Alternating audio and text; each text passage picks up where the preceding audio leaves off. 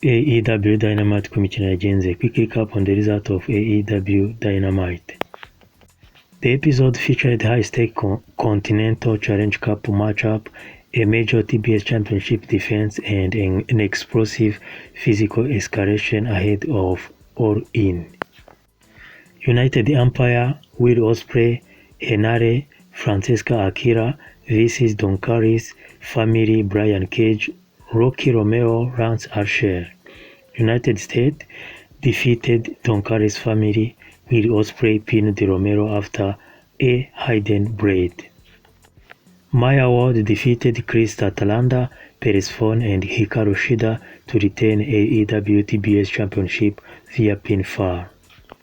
Jon Moxley defeated Jay White to advance to the Continental Challenge Cup semifinal via submission. Andrade El Idolo defeated Jonathan Cruz.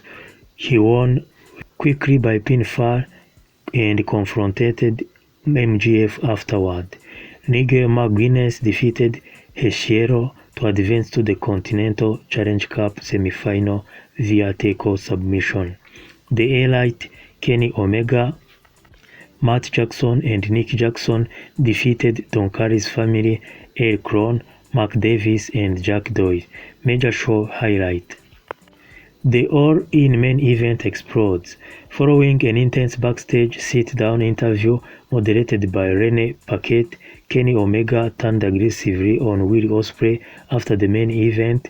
Omega had security ejected Ospreay only to lure him back into the ring and put him through a table with one winger angle to close the broadcast. Women's World Title drama.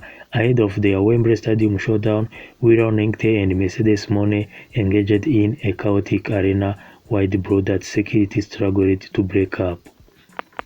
Nigel overcame the odds, fighting through a severe heel injury. Nigel McGuinness managed to trap Hikaru in the last chancery to secure the dramatic submission victory. Post-match chaos. Following Moxley's victory over Jay White, a massive brawl broke involving the Dogs, the Conglomeration, and a returning Gabe Kidd before the AEW World Trios Championship. Dore uko niko imikino yagenze. United Empire aribo Will Ospreay, Henare, Francesco Akira batsinda Brian Cage, Rocky Romero ndetse na Lance Archer. Maya Ward atsinda Kris, Statlander, Persephone na Hikaru Shida. Jon Moxley atsinda Jay White. Andrade El Idolo atsinda Jonathan Cruz. Nigel McGuinness atsinda Hikaru. The Elite aribo Kenny Omega, Matt Jackson ndetse na Nick Jackson babasha gutsinda The Don Callis Family aribo El Cron, Mark Davis ndetse na Jack Doyle.